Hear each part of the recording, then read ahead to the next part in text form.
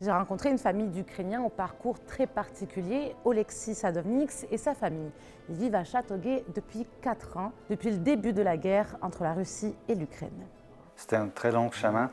Quand l'invasion a commencé en 2022, on a resté encore 1 an en Ukraine.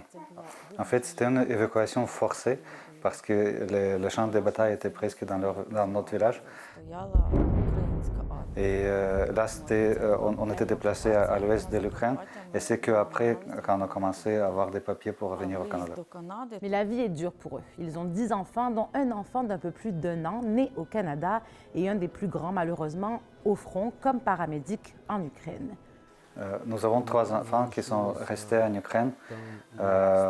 Notre plus vieux, notre fils plus vieux, il travaille maintenant comme paramédic au front depuis le début de l'invasion.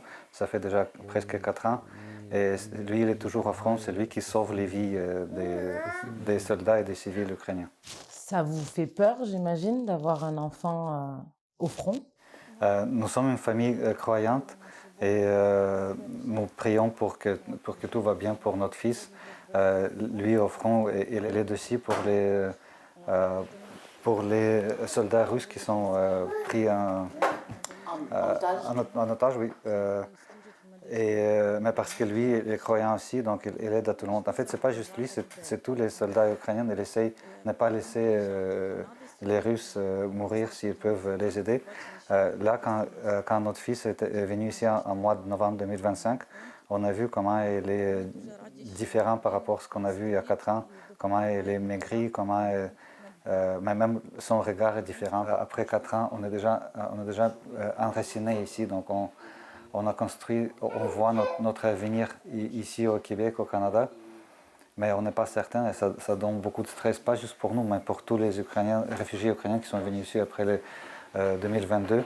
On aime beaucoup ici, vraiment beaucoup. C'est sûr que c'est pas toujours facile, il y a beaucoup de choses qui sont difficiles, comme par exemple, c'est pas facile de trouver un logement, un appartement ou une maison qui peut accueillir nous tous, la famille avec 11 personnes qui vivent ensemble. Et qu'est-ce qui est aussi pas facile, c'est trouver un emploi. Pour notre avenir, nous serons fiers d'être citoyens du Canada, vivre en paix, avoir de l'eau, de l'électricité, de tout ce qui peut être bien pour grandir nos enfants. Parce que présentement, en Ukraine, les gens sont à bout de souffle. Il n'y a pas d'électricité, il n'y a pas d'eau. Le cœur au Québec, mais aussi en Ukraine, voir la fin de la guerre arriver pour Oleksiy et sa famille, ça reste pour autant difficile d'y croire.